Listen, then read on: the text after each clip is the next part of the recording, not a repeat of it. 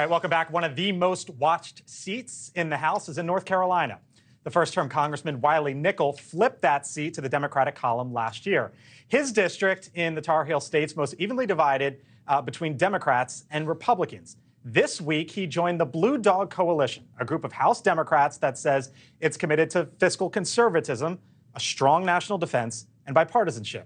The congressman joins us live from Capitol Hill. Congressman, or maybe from your home somewhere. I don't know. Somewhere. It's a nice shot either way. Thanks for joining us here on the Hill. So you made this move to the Blue Dog Coalition. There's been a lot of talk in Washington about progressives and how they were really upset with President Biden over this debt ceiling deal. The president, of course, is also running for re-election.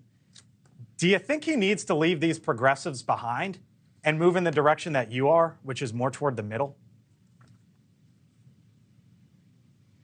First of all, we're at my favorite coffee shop in Raleigh. Oh, there we go. Cool. Great to join you here. And, yep. I think what we saw, I didn't really hear a lot from the left because I think we got a fair deal. But we did hear a lot from the extreme right on this. And I think the best thing about what we saw last week was, Democrats and Republicans in the center working together. And we started with a bill from the center, which is so important to see, beginning in the center with legislation, and we got a good bill and a fair deal for the American people. What do you think you should do with progressives, right? Because they're going to be at them going forward. I don't get that sense, in Congress with my colleagues on the left. What we're seeing are, the extremists on the right who have essentially shut down the House of Representatives over the last 3 days now, with their extreme demands for normal Republicans. Right. The president just posted an op-ed in the Wall Street Journal. Joe Biden never bet against the American economy. Over the past year, we helped create jobs, reduce inflation, and give working families breathing room. However, you just this past month, Congressman Nickel, put a report together showing the purchasing power in your district. It shows that the average family right now in your district is underwater each month by some $536. How is the Biden economy working, if that's the case? Inflation is hitting everyone hard still, too, and we need to continue to talk about that, and we need action. I went to Washington to work with Democrats and Republicans to get things done. That means investing in U.S. manufacturing, investing in our supply chain. Those are some of the priorities that I have. But in my district, the cost of housing is through the roof, so we need to do much more to bring down those costs. And that's is that a failure of the presidency or no? For everybody. I think what we saw in the last Congress before I got there was the Inflation Reduction Act, which is doing a whole lot to help and move us in the right direction, and important investments in the environment and in reducing the deficit and the debt. Those are, as you said earlier, those are my priorities, making sure that we continue to tackle inflation and bring down the deficit and the debt.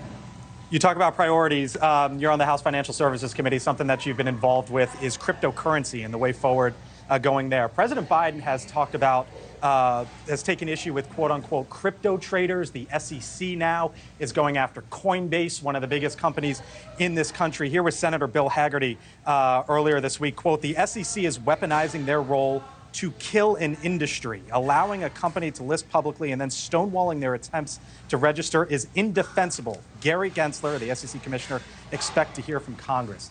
Are you disappointed in the president here? Is he trying, or is this administration rather, trying to kill an industry, in this case cryptocurrency, north of $1 trillion? Yeah, I have some real concerns overall about what we need to be doing to help, keep innovation here in the U.S. Other parts of the world are much further along in terms of, how we regulate digital assets. So, I just focus on what I do in Congress. I think we're very close to passing bipartisan stablecoin legislation. I think that's an important first step. But we need to address these issues, and burying our head in the sand is not the answer. I think, for folks watching, what I found in Congress is a lot of these issues are more generational. Found a lot of, folks across a broad political spectrum who are maybe a little younger, are more open to trying to get solutions, and push forward bipartisan legislation that, addresses, security for folks. We need to make sure that, if you're putting your money into these digital assets, you're not doing it overseas where you have no recourse if somebody steals all your money. So that's why, regulation in the U.S. is a good thing. Thanks for watching. Go to newsnationnow.com to find NewsNation on your television provider. And don't forget to subscribe. Click the red button to get more of NewsNation's fact-driven, unbiased coverage.